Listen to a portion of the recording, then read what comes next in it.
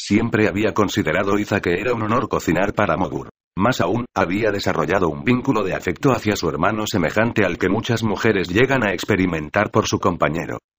Iza sentía a veces lástima por Crep. Podría haber tenido compañera propia si hubiera querido. Pero ella sabía que, a pesar de su gran magia y su situación privilegiada, ninguna mujer miraba jamás su cuerpo deforme y su rostro cubierto de cicatrices sin sentir asco, y estaba segura de que él lo sabía. Nunca tomó compañera y se mantuvo apartado. Eso incrementaba su categoría. Todos, incluyendo a los hombres, con excepción tal vez de Brun, temían a Mogur o le miraban con un temor reverente. Todos menos Iza, que había conocido su dulzura y su sensibilidad desde que nació. Era una parte de su naturaleza que Mogur desvelaba muy pocas veces. Y esa parte de su propia naturaleza era lo que ocupaba en aquellos momentos los pensamientos del gran Mogur.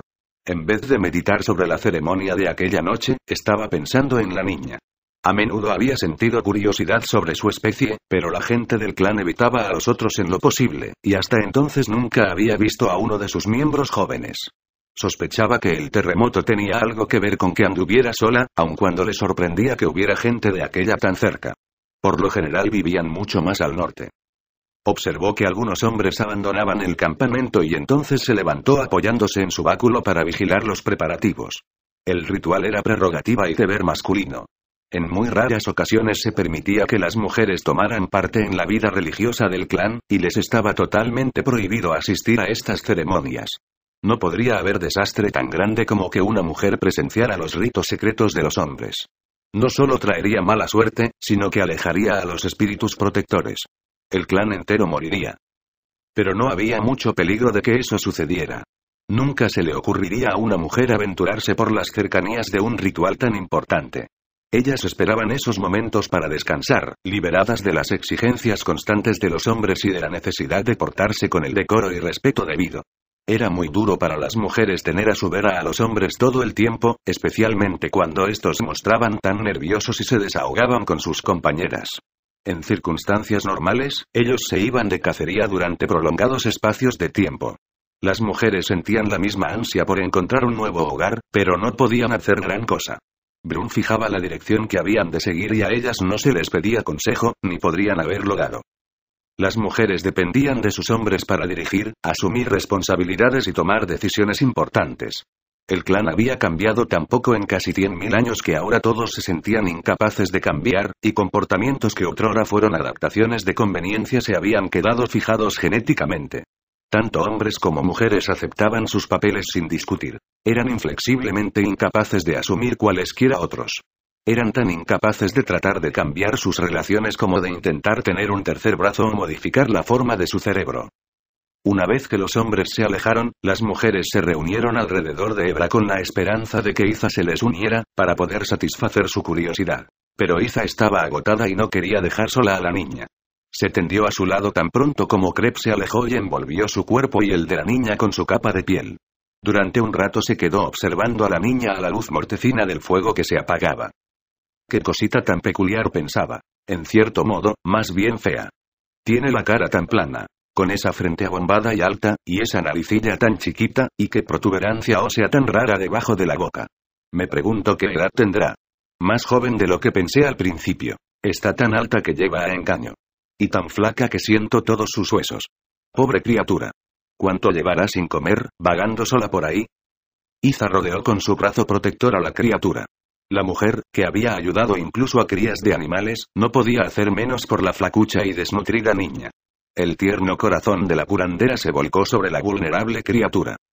Mogur se mantuvo aparte mientras los hombres iban llegando y ocupaban su lugar detrás de las piedras que habían sido ordenadas en un pequeño círculo dentro de un círculo de antorchas más amplio. Estaban en la estepa abierta, lejos del campamento. El mago esperó a que todos los hombres hubieran tomado asiento y un poco más, y entonces avanzó al centro del círculo con una rama de madera aromática ardiendo. Puso la pequeña antorcha en el suelo delante del lugar vacío detrás del cual estaba su báculo. Se quedó muy erguido sobre su pierna buena en medio del círculo y miró por encima de las cabezas de los hombres sentados, a lo lejos, con una mirada soñadora y desenfocada, como si estuviera viendo con su único ojo un mundo que para los demás era invisible. Envuelto en su gruesa piel de oso cavernario, que disimulaba las formas irregulares de su cuerpo asimétrico, conformaba una presencia imponente aun cuando extrañamente irreal. Un hombre y, sin embargo, con su forma distorsionada, no del todo un hombre. Ni más ni menos, sino diferente. Sus mismas deformidades le prestaban una cualidad sobrenatural que nunca era tan aterradora como cuando Mogur dirigía una ceremonia. De repente, con un gesto ceremonioso, presentó una calavera. La sostuvo muy por encima de su cabeza con su fuerte brazo izquierdo y la hizo girar lentamente formando un círculo completo, para que todos y cada uno de los hombres pudiera ver la forma grande, característica, abombada.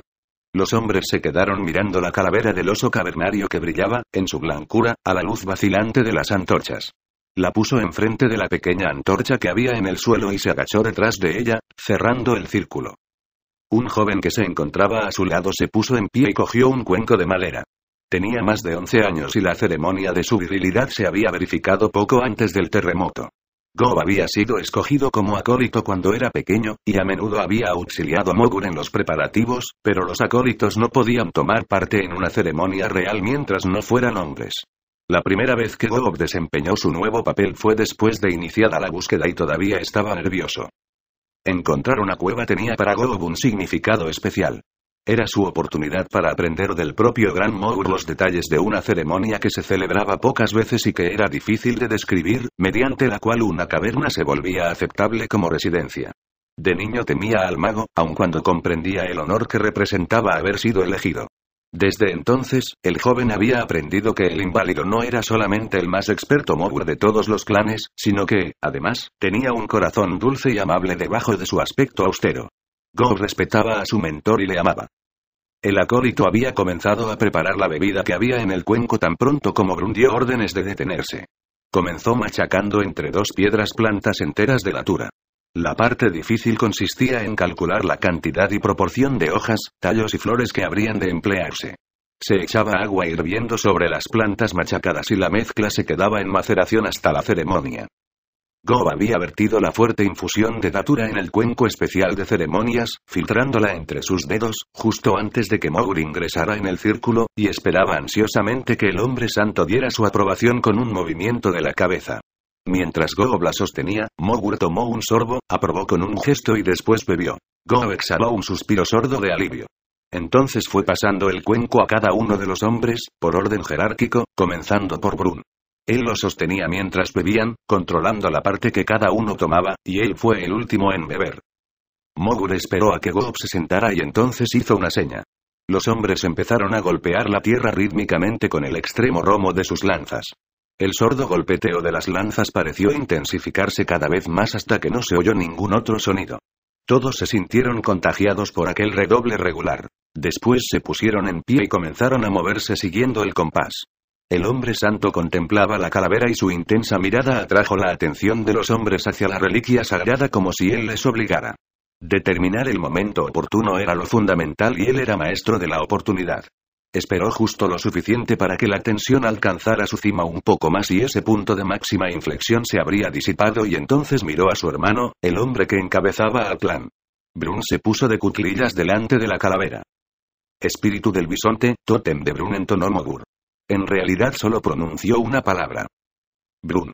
Lo demás lo dijo con gestos de su única mano sin vocalizar ninguna palabra más. Todo lo que vino después fueron movimientos formales, el viejo lenguaje mudo empleado para comunicarse con los espíritus y con otros clanes, cuyas pocas palabras guturales y gestos de las manos eran distintos. Con símbolos silenciosos, Mogur imploró al espíritu del bisonte que les perdonara cualesquiera faltas que hubieran cometido y que le hubieran ofendido, y solicitaba su ayuda. Este hombre ha honrado siempre a los espíritus, gran bisonte, siempre ha conservado las tradiciones del clan.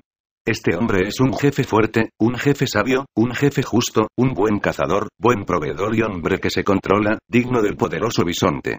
No abandones a ese hombre. Orienta al jefe hacia un nuevo hogar, un lugar en que el espíritu del bisonte se encuentre a gusto. Este clan implora la ayuda del tótem de este hombre, concluyó el hombre santo. Entonces miró al segundo al mando. Mientras retrocedía Brun, Groth se agachó delante de la calavera del oso cavernario.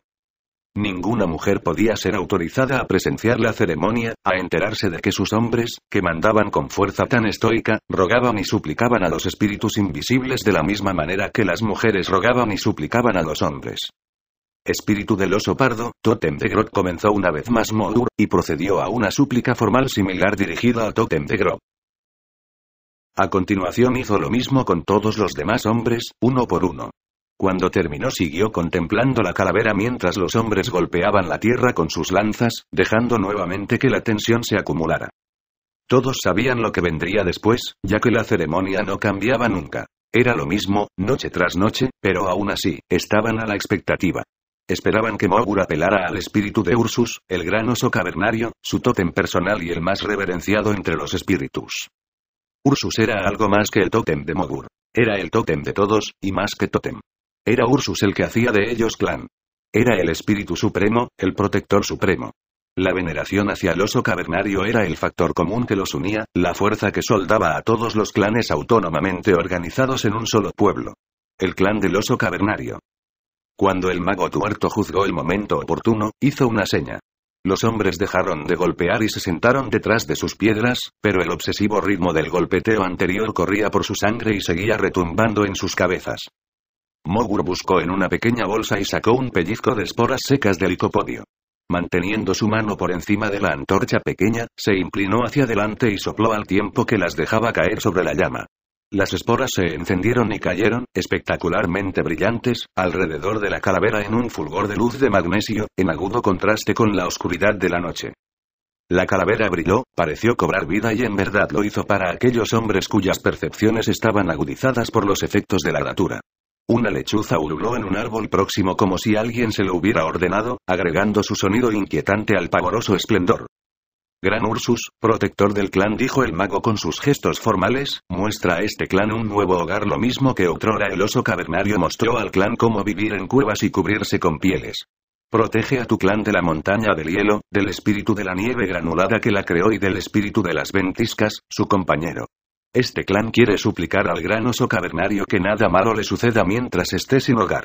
A ti, el más venerado de todos los espíritus, tu clan, tu pueblo pide al espíritu del poderoso Ursus que se una a él mientras realiza su viaje hacia el principio. Y entonces Mogur utilizó el poder de su gran cerebro.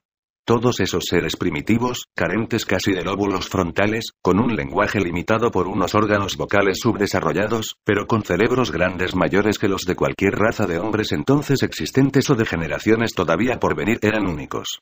Era la culminación de una rama de la humanidad cuyo cerebro estaba desarrollado en la parte posterior de la cabeza, en las regiones occipital y parietal, que controlan la visión y las sensaciones corporales y que almacenan memoria. Y su memoria les hacía extraordinarios. En ellos había evolucionado el conocimiento inconsciente del comportamiento ancestral, llamado instinto.